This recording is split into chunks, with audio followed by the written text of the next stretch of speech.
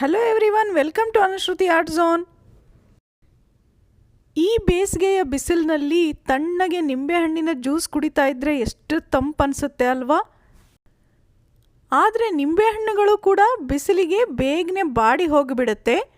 ಆಗ ಅದರಲ್ಲಿ ರಸ ಕೂಡ ಚೆನ್ನಾಗಿ ಉಳಿಯೋದಿಲ್ಲ. ಅದಕ್ಕೆ ನಿಂಬೆಹಣ್ಣುಗಳು ತುಂಬ ದಿನಗಳವರೆಗೆ ತಾಜಾ ಆಗಿರಬೇಕು ಅಂದರೆ ನೋಡಿ, ನೀವು ಈ ಟಿಪ್ಸ್ನ ಫಾಲೋ ಮಾಡಿ.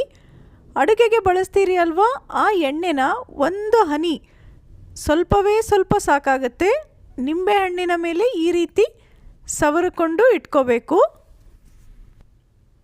ಇದೇ ರೀತಿ ಎಲ್ಲ ನಿಂಬೆಹಣ್ಣುಗಳಿಗೂ ಕೂಡ ನೀವು ಎಣ್ಣೆ ಕೈಯನ್ನು ಸವರಿದರೆ ಸಾಕಾಗತ್ತೆ. ಅದಕ್ಕೋಸ್ಕರ ತುಂಬ ಏನು ಎಣ್ಣೆ ಬೇಕಾಗೋದಿಲ್ಲ. ನೋಡಿ, ಕೇವಲ ಒಂದು ಹನಿನಲ್ಲಿ ನೀವು 3ರಿಂದ 4 ನಿಂಬೆಹಣ್ಣುಗಳಿಗೆ ಸವರಬಹುದು.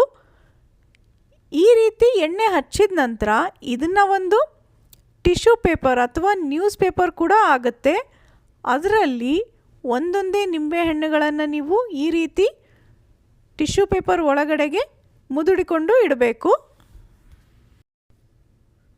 ನೋಡಿ, ಹೀಗೆ ಎಲ್ಲ ನಿಂಬೆಹಣ್ಣುಗಳನ್ನು ಪೇಪರ್ನಲ್ಲಿ ಸುತ್ತಿದ ನಂತರ ಇದನ್ನು ನೀವು ಒಂದು ಗಾಜಿನ ಬಾಟಲಿಯಲ್ಲಿ ಇಡಬಹುದು.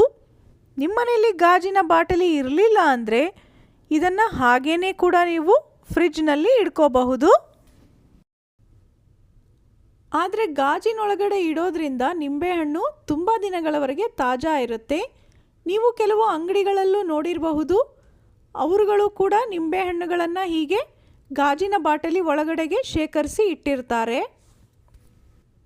ನೀವು ಹೀಗೆ ಇಟ್ಟು ನೋಡಿ, ವಾರ 10 ದಿನ ಆದರೂ ಕೂಡ ನಿಂಬೆಹಣ್ಣು ಬಾಡೋದಿಲ್ಲ. ಅದರಿಂದ ನಿಂಬೆ ಹುಳಿ ಕೂಡ ಚೆನ್ನಾಗಿ ಸಿಗುತ್ತೆ. ಇನ್ನು ನೋಡಿ, ಪ್ರತಿನಿತ್ಯ ನಾವು ಕುಕ್ಕರ್ನ ಬಳಸ್ತಾನೆ ಇರ್ತೀವಿ ಅಲ್ವಾ, ಅದರಲ್ಲಿ ಹಾಕುವಂತಹ ವಿಷಲ್ ಇದು. ಒಂದು ಹೊಸದಿದೆ, ಹಾಗೆ ಇನ್ನೊಂದು ಹಳೆಯದು. ನೋಡಿ, ಹೊಸದು ಎಷ್ಟು ಕ್ಲೀನಾಗಿ ಅನ್ನಿಸ್ತಾ ಇದೆ ಅಲ್ವಾ, ಅದೇ ರೀತಿ ಹಳೆಯದು ತುಂಬಾ ಗಲೀಜಾಗಿದೆ. ಹೊಸದು ಕೂಡ ಇನ್ನು ಸ್ವಲ್ಪ ದಿನಕ್ಕೆ ಹೀಗೆ ಗಲೀಜಾಗಬಾರ್ದು ಅಂದರೆ ನೀವು ನಾನಿಲ್ಲಿ ತೋರಿಸಿರುವಂತಹ ಟಿಪ್ಸನ್ನು ಫಾಲೋ ಮಾಡಿ. ಒಂದು ಪಾತ್ರೆಯಲ್ಲಿ ಸ್ವಲ್ಪ ಬಿಸಿ ನೀರನ್ನು ಹಾಕ್ಕೊಳ್ಳಿ. ಸಾಕಷ್ಟು ಬಿಸಿ ಇದ್ರೇ ಒಳ್ಳೆಯದು. ಈಗ ಈ ಬಿಸಿ ನೀರು ಒಳಗಡೆಗೆ ನೀವು ಸೋಡಾ ಪುಡಿಯನ್ನು ಹಾಕಬೇಕಾಗತ್ತೆ. ಅಡುಗೆ ಮನೆಯಲ್ಲಿ ಬಳಸುವಂತಹ ಅಡುಗೆ ಸೋಡಾ ಅರ್ಧ ಚಮಚ ಇದರೊಳಗಡೆ ಹಾಕಿ ಅದನ್ನು ನೀರಿನಲ್ಲಿ ಮಿಕ್ಸ್ ಮಾಡಿ, ಈಗ ಈ ಸೋಡಾ ಪುಡಿಯ ಮಿಶ್ರಣದ ನೀರು ಒಳಗಡೆಗೆ ಈ ವಿಷಲ್ಗಳನ್ನು ನೀವು ಹಾಕಿ ಸ್ವಲ್ಪ ಹೊತ್ತು ಹಾಗೇ ಬಿಟ್ಬಿಡಿ. ಈಗ ನೋಡಿ, ಅದರಲ್ಲಿ ಒಂದು ಚಿಕ್ಕ ಪೀಸ್ ನಿಂಬೆಹಣ್ಣಿನ ಸಿಪ್ಪೆಯನ್ನು ಹಾಕಿ. ಇದರಲ್ಲಿ ತುಂಬ ಹುಳಿ ಇರಬೇಕಂತೇನಿಲ್ಲ, ನೀವು ಅಡುಗೆನಲ್ಲಿ ಬಳಸಿ ಉಳಿದಂತಹ ಸಿಪ್ಪೆಯನ್ನು ಕೂಡ ಬಳಸಬಹುದು. ಬಿಸಿ ನೀರಲ್ಲಿ ಹಾಕೋದ್ರಿಂದ ಅದರಲ್ಲಿ ಉಳಿದಿರುವಂತಹ ಹುಳಿ ಅಂಶ ಕೂಡ ನೀರಲ್ಲಿ ಬಿಟ್ಕೊಳ್ಳುತ್ತೆ. ನೋಡಿ, ಇಲ್ಲಿ ನಿಮಗೆ ನೀರು ನೋಡಿದ್ರೇ ಆಲ್ರೆಡಿ ಗೊತ್ತಾಗ್ತಾ ಇದೆ ಇದರಲ್ಲಿನ ಗಲೀಜೆಲ್ಲ ಹೇಗೆ ಹೊರಗೆ ಬಂದಿದೆ ಅಂತ. ಇಷ್ಟಾದಮೇಲೆ ಆ ಸಿಪ್ಪೆಯಿಂದ ವಿಷಲ್ಗಳನ್ನು ನೀವು ಈ ರೀತಿ ಉಜ್ಜುತ್ತಾ ಬನ್ನಿ. ನೋಡಿ, ನಿಮಗಿಲ್ಲಿ ಸೋಪ್ ಆಗಲಿ ಸೋಪಿನ ಪುಡಿ ಆಗಲಿ ಏನೂ ಬೇಕಾಗಿಲ್ಲ, ಕೇವಲ ನಿಂಬೆಹಣ್ಣಿನ ಸಿಪ್ಪೆಯಿಂದ ಉಜ್ಜಿಕೊಂಡ್ರೆ ಸಾಕಾಗತ್ತೆ. ಈ ರೀತಿಯಾಗಿ ನೀವು ವಾರದಲ್ಲಿ 1 ದಿನ ಕ್ಲೀನ್ ಮಾಡಿಕೊಂಡ್ರೆ ಸಾಕು. ವಿಷಲ್ ತುಂಬ ದಿನಗಳವರೆಗೆ ಬಾಳಿಕೆ ಕೂಡ ಬರುತ್ತೆ, ಹಾಗೆಯೇ ಕಪ್ಪಾಗೋದಿಲ್ಲ. ಇಷ್ಟಾದ ನಂತರ ನೀವು ಈ ನೀರಿನಿಂದ ವಿಷಲ್ಗಳನ್ನು ತೆಗೀರಿ. ನೋಡಿ, ಇಲ್ಲಿ ಗೊತ್ತಾಗ್ತಾ ಇದೆ ಅಲ್ವಾ ನೀರು ಎಷ್ಟೊಂದು ಗಲೀಜಾಗಿದೆ ಅಂತ. ಹಾಗೆಯೇ 2 ವಿಷಲ್ಗಳು ಕ್ಲೀನ್ ಕೂಡ ಆಗಿದೆ.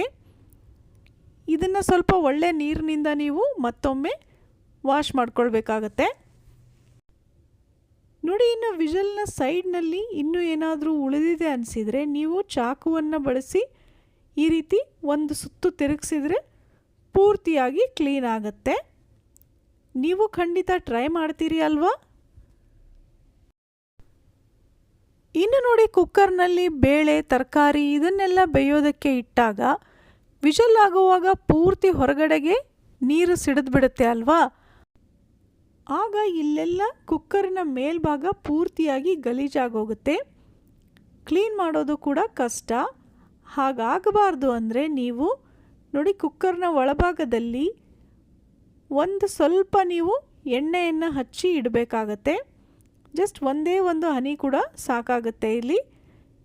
ಈ ರೀತಿ ನೀವು ಎಣ್ಣೆಯನ್ನು ಹಚ್ಚಿಬಿಟ್ಟು ನಂತರ ಕುಕ್ಕರ್ನ ಮುಚ್ಚಿ ಇಟ್ಟರೆ ವಿಷಲ್ ಆಗೋವಾಗ ಏನೂ ಕೂಡ ಹೊರಗಡೆಗೆ ಚೆಲ್ಲೋದಿಲ್ಲ.